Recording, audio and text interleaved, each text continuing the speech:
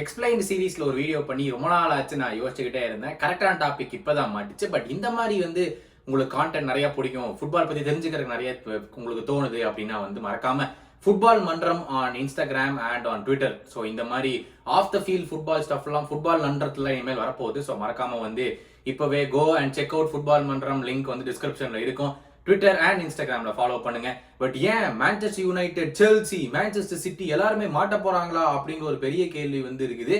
இந்த வீடியோல யாரெல்லாம் மாட்ட போறாங்க, உங்க 3 பேர்ல வேற ஏதோ கிளப் உள்ள அவங்களே வசமா ஆஹா ஆடு சிக்கிச்சு மாட்ட போறாங்களா அப்படிங்கறது காத்துருங்க. கடைசி வரைக்கும் இந்த வீடியோவை பாருங்க.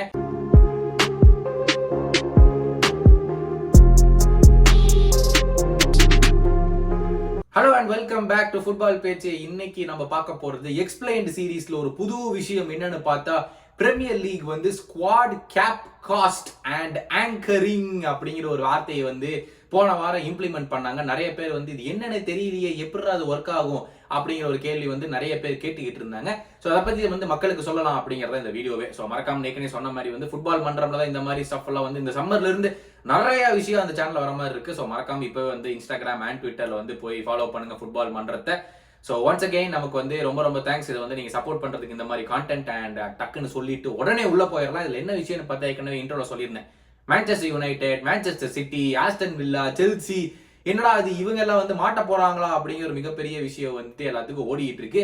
ஐயோ இவங்க கிளப்ல நிறைய பேர் பிளேயர் வித்தாகணும் போலயே அப்படிங்கிற ஒரு விஷயமும் போயிட்டு இருக்கு. ஒருவேளை ஏர்லிங் ஹாலண்ட் மாதிரி பிளேயர் எல்லாம் விக்கிற நிலைமை வந்துருமோ, கெவின் டி புரைனே அவங்க எல்லாம் பிரச்சனையில மாட்டிப்பாங்களோ அப்படிங்கிற ஒரு விஷயம் மான்செஸ்டர் சிட்டி ஃபேன்ஸுக்கு பதறனாலும் மத்த கிளப்ஸும் ஐயோ நாங்க இப்பதாண்டா ரீபில்ட் பண்ண ஸ்டார்ட் பண்ண போறோம்னு மான்செஸ்டர் யுனைடெட் ஃபேன்ஸ் ஒரு பக்கம் கதறிட்டு இருப்பாங்க. சோ ஐயா நீங்க என்னென்னமோ பேசுறீங்க, எனக்கு ஒரே குழப்பமா இருக்கியா.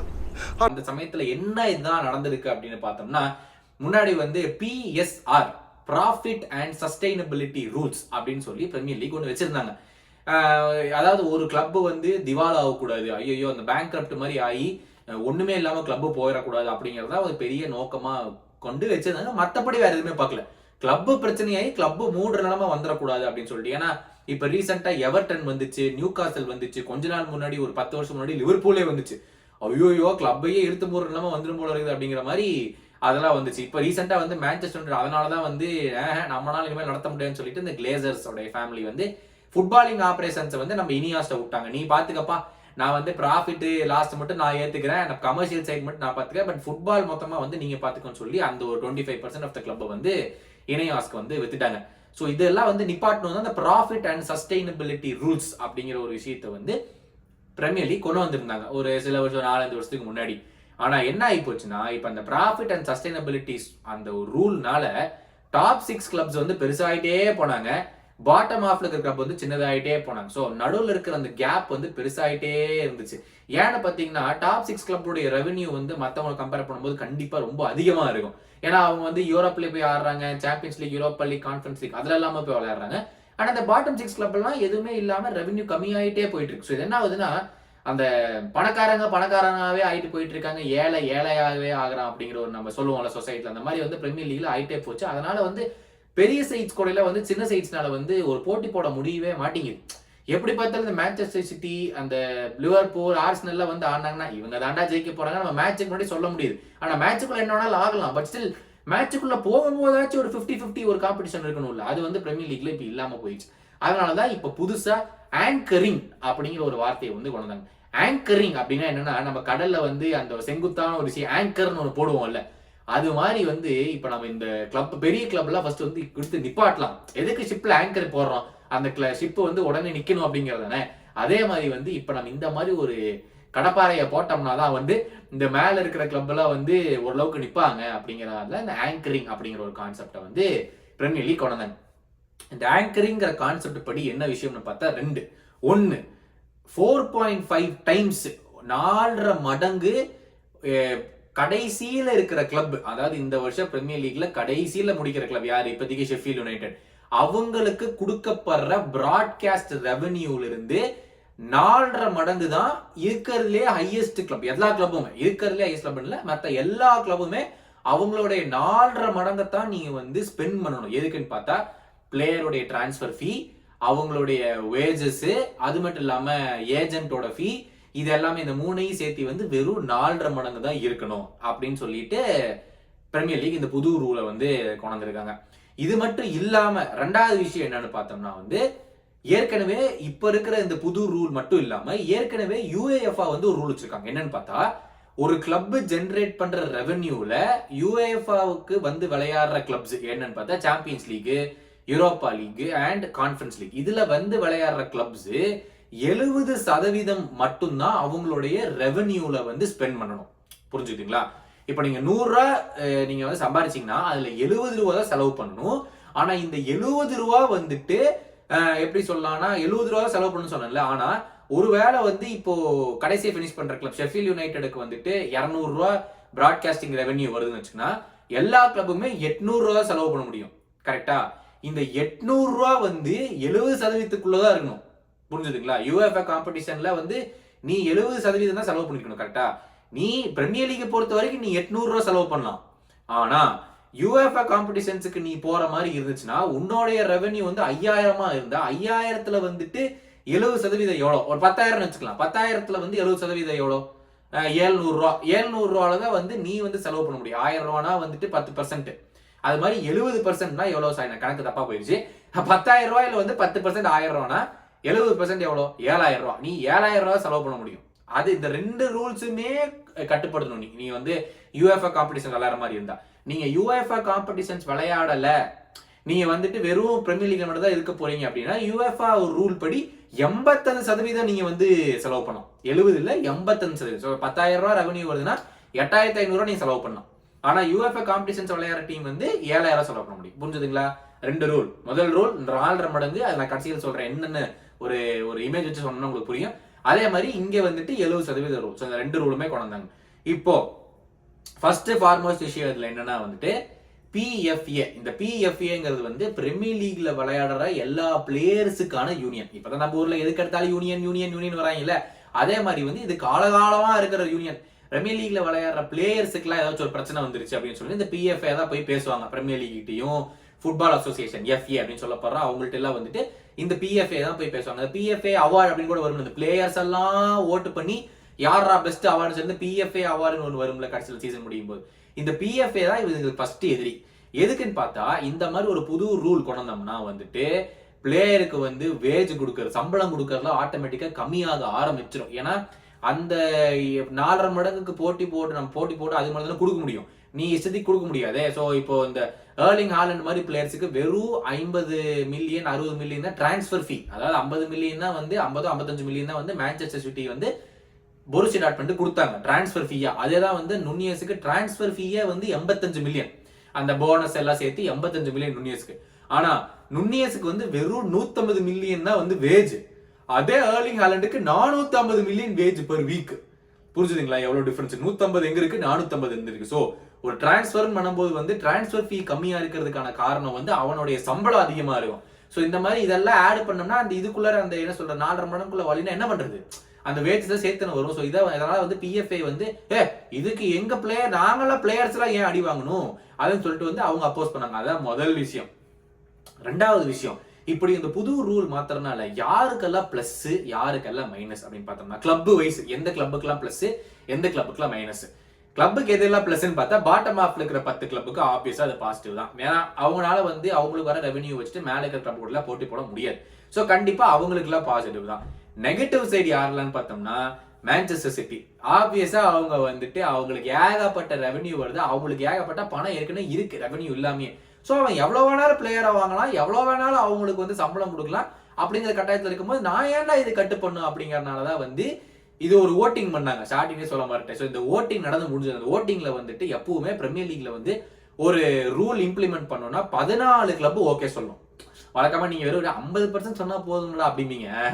14 கிளப் அப்படின்னா 70% மக்கள் வந்து ஓகே இதை பண்ணாங்க அப்படின்னு சொல்லணும். அப்படி சொன்னா மட்டும்தான் அது ரூலா மாறும். இந்த 14 கிளப் சொல்லணும்ல, இப்போதைக்கு 16 கிளப் அந்த ஓட்டிங் பண்ணதுல எங்களுக்கு ஓகேப்பா அப்படின்னு சொல்லிட்டு 16 கிளப் சொல்லிட்டாங்க. Manchester United, Manchester city, Chelsea, Aston villa இவங்க எல்லாம் மட்டும்தான் வந்துட்டு முடியாது. அதுலயும் வந்து யுனைடெட், சிட்டி அண்ட் வில்லா முடியாதுன்னு சொல்லிட்டாங்க. செல்சி வந்து நாங்க ஓகேன்னு சொல்லல, நாங்க முடியாதுன்னு சொல்லிட்டு அவங்க ஓட்டிங்கே போகல. ஓகேவா? அது ஏங்கிறது இது மாதிரி கடைசியில் சொல்றேன். ஸோ இந்த சமயத்துல வந்து ஏன் அது அஃபெக்ட் ஆகுதுன்னு பார்த்தா மேன் சிட்டிக்கு இது ஒரு காரணம். மான்செஸ்டர் யுனைடெட் ஏன் ஒத்துக்கலன்னு பார்த்தா அவங்களுக்கும் ரெவன்யூ நிறைய இருக்குது, அவங்களும் நிறைய யாருக்குனாலும் காசு கொடுக்கலாம். ஆனா இணையாஸ் வந்து சொல்லியிருக்காங்க இல்ல நாங்க கரெக்டா தான் இந்த சம்பளம் கொடுப்போம்னு சொல்லியிருக்காங்கல்ல. இப்ப இதுல ஏன் அவங்க மாட்டிப்பாங்கன்னு பார்த்தா மான்செஸ்டர் யுனைடெட் கிட்டத்தட்ட ஒரு புது டீமையே வாங்கணும். அவங்களுக்கு இருக்கிற பிளேயர்ஸ் எல்லாம் வந்துட்டு ஓரளவுக்கு மீடியம் குவாலிட்டியில இருக்காங்க. புதுசா ஒரு ஓனர்ஸ் வராங்க, அவங்க வந்து என்ன நினைப்பாங்க, பெஸ்ட் பிளேயர்ஸை வாங்கிடணும்ப்பா, ஒரு நல்ல டீமை பில்ட் பண்ணி நினைப்பாங்க அவங்க. இதுக்குள்ள போய் ஓகே சொல்லிட்டு நாங்க எப்படி எல்லா பிளேயரும் புது பிளேயர் வாங்க அப்படிங்கிறதுக்காக மான்செஸ்டர் யுனைடெட் முடியாதுட்டாங்க. ஆஸ்டன் வில்லா, டேய் வில்லா எதுக்கு ஓகே முடியாதுன்னு சொன்னாங்க அப்படின்னு நீங்க கேட்கலாம். வில்லாக்கு புது ஓனர்ஸ் வந்துருக்காங்க, அவங்களுக்கும் இந்த மாதிரி கல்ஃப் பணம் ஆயில் பணம் தான் அவங்களுக்கும். அவங்களுடைய புது ஓனர்ஸ் வந்துட்டு டே எங்களால செலவு பண்ண முடியாது, நாங்க நல்ல வந்துட்டு நல்ல பிளேயர்லாம் வாங்கி இப்ப நாங்க வந்து சாம்பியன்ஸ் லீக் ஸ்பாட்ல முடிக்கிறது பிளான் பண்ணிட்டு இருக்கோம், நீங்க உள்ள வந்து முடியாதுன்னு சொல்லி ஆங்கண்ட் ஆகுதுன்னு சொல்லிட்டு ஆஸ்டன் வில்லா ஒரு பக்கம். செல்சி ஏற்கனவே நாங்க மாட்டிட்டோம்.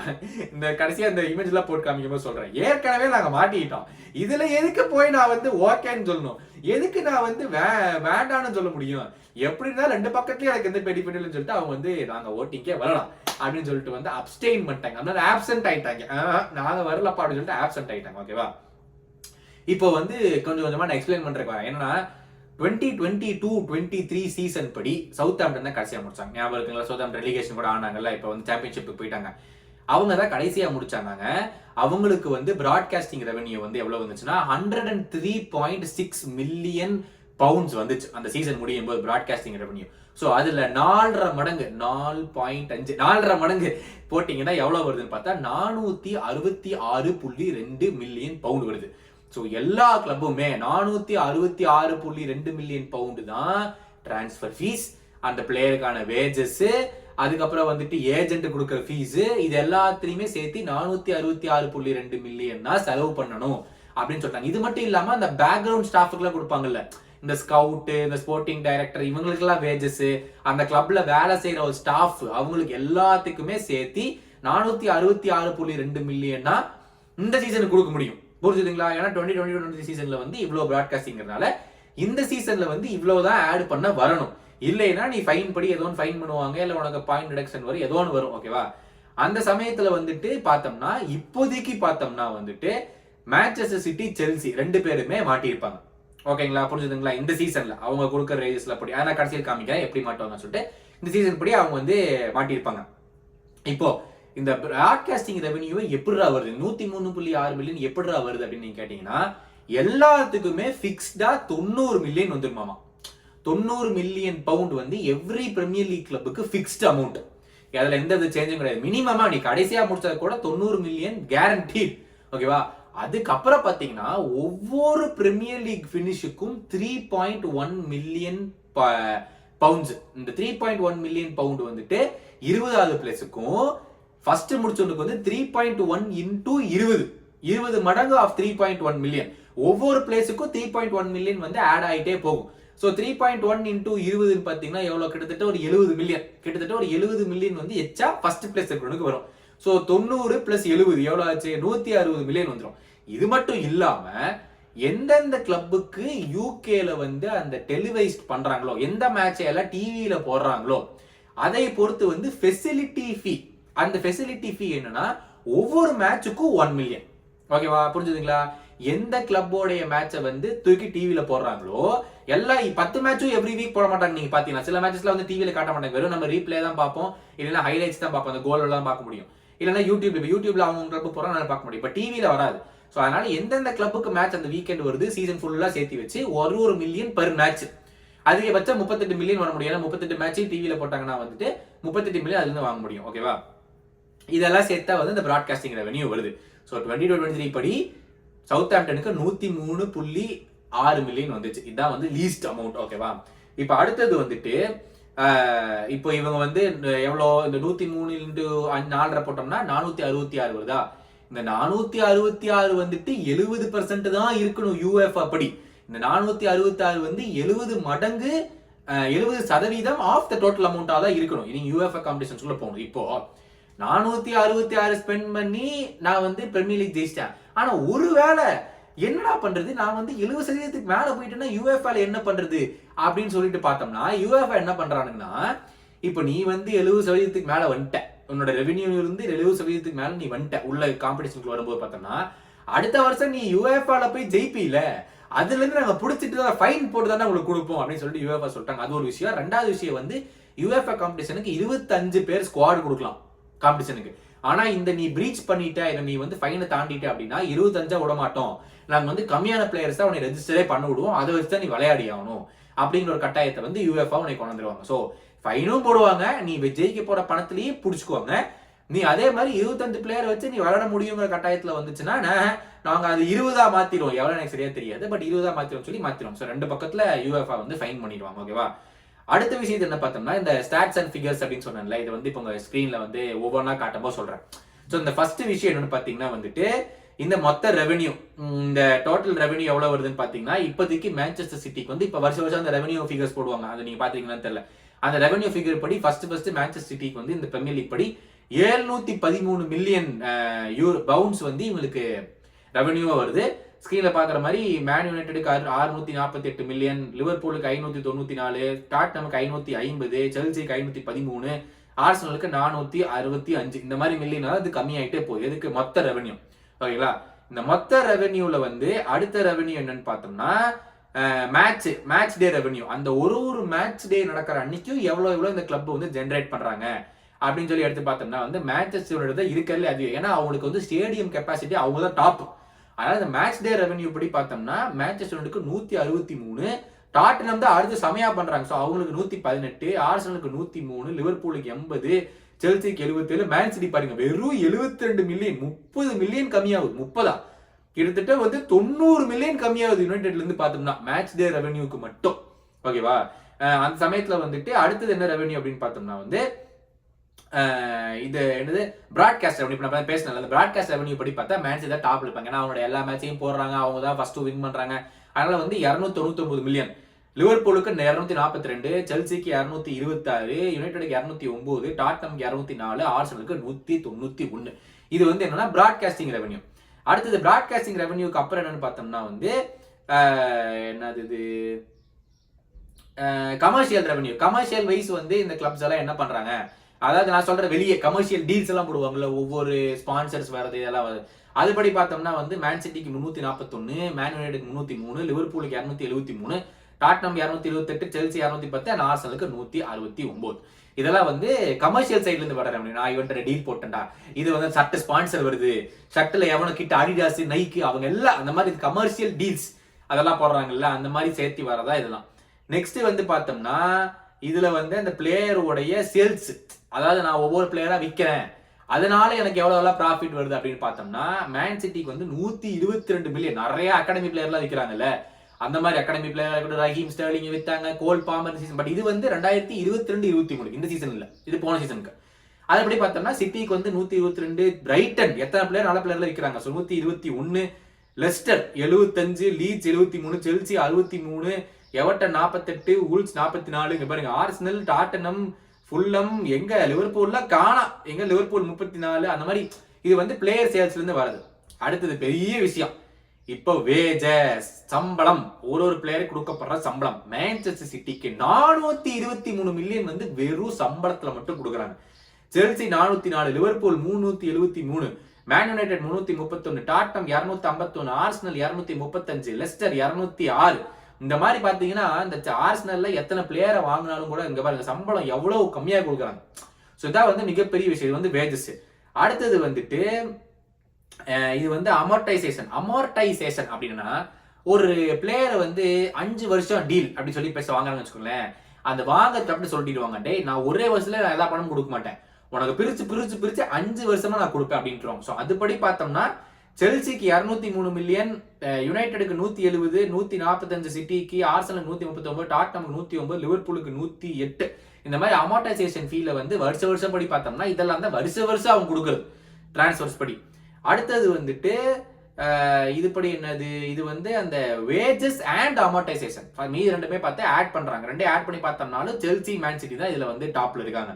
அதே மாதிரி அடுத்தது பார்த்தோம்னா இதெல்லாம் சேர்த்தி முடிச்சுட்டு யாரையெல்லாம் பிரெஸ்ல இருக்காங்க, யாரெல்லாம் மைனஸ்ல இருக்காங்க, எதுக்கு 70%. உனக்கு மொத்தமா வர ரெவென்யூல 70% நீ கனெக்ட் பண்ணி பாத்தீங்கன்னா யாரெல்லாம் அந்த 70%க்கு ஓப்பாடா 70 பண்ணிருக்கோம் அப்படின்னு சொல்லி யாரெல்லாம் இருக்கிறாங்க, யாரெல்லாம் ஐயோ 70க்கு எவ்வளவோ மேல போயிட்டோமே அப்படின்னு சொல்லிட்டு யாரெல்லாம் பிரச்சனையில மாட்டிட்டு இருக்காங்க. இப்ப கூட எவர்டனுக்கு நிறைய பாயிண்ட் ரிடக்ஷன்லாம் வந்துச்சு. அதான் இந்த கடைசி இதான் முக்கியமான ஒரு கிராஃப். இதை பாத்தீங்கன்னா பிரைட்டன் வந்து 133 மில்லியன் பாசிட்டிவ்ல இருக்காங்க. அதாவது 70% அவர் 50% செலவு பண்ணிருக்காங்க. அதாவது 133. மேன் சிட்டியே வந்து ஓகேன்னு 80 மில்லியன் பாசிட்டிவ்ல தான் இருக்காங்க 70% பிராக்கெட்ல பார்த்தோம்னா. போர்ன்மத் 45 மில்லியனும் பிரென்ட்ஃபோர்ட் 9 மில்லியனும். அதுக்கப்புறம் 4 கிளப் தான் வந்து பாசிட்டிவ்லயே இருக்காங்க 70% ரூல்ல. அந்த 70% ரூல்ல வந்து பார்த்தோம்னா 4 கிளப் தான் பாசிட்டிவ்லயே இருக்காங்க. மீதி லிவர்பூல்ல இருந்து ஆரம்பிக்குது. மைனஸ் லைன்ல எடுத்துட்டு ஆஸ்டன் வில்லா -120ல இருக்கானுங்க. இந்த போன சீசன் வரைக்கும் வந்து அவங்களுக்கு ஒரு பாயிண்ட் ரிடக்ஷன் வரதுக்கான எல்லா பாசிபிலிட்டியுமே இருக்கு. ஸோ இதுதான் வந்து இப்போ போட்டிருக்கிறபடி 4.5%ம் 70% ரூலும் எந்தெந்த கிளப் உள்ள ஓகேவா இருக்காங்க இல்லை அப்படிங்கிறது வந்து இந்த சீசன் தான் நிறைய விஷயங்கள் தெரியும். ஏன்னா இந்த சீசன் வந்து மேன் சிட்டி போன வருஷம் ட்ரெபிள் ஜெயிச்சாங்க. ட்ரெபிள் ஜெயிச்சனால மேன் சிட்டியோட வேஜஸ் எல்லா பிளேயர்ஸுக்கும் எல்லாம் அந்த போனஸ் கீனஸ் எல்லாம் சேர்த்து பார்த்தோம்னா கண்ணா பின்னாடி மேல இருக்கும். ஓகேவா? அதை கூட இப்ப இங்க பாரு, இப்ப நீங்க விமிஸ்ல பாத்திருப்பீங்க மேன்செஸ்டரோட வேஜஸ் மட்டும் எவ்வளவு இருக்குன்னு. என்னடா இது அப்படிங்கிற மாதிரி இருக்கும். இவ்வளவு வேஜஸ் ஆடா அப்படிங்கிற ஒரு கட்டாயத்துல வந்துட்டு இப்போதைக்கு இருக்குது.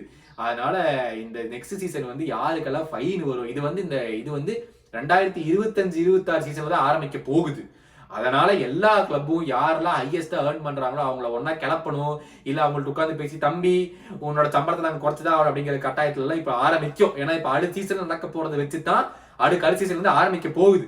அதனால வந்து இப்ப நிறைய கட்டாயத்துல பிரச்சனை மாட்டிட்டு இருப்பாங்க. United, Liverpool, city, Arsenal, Chelsea, இந்த டாட்னம் இவங்க எல்லாருமே சேர்ந்து ஐயோ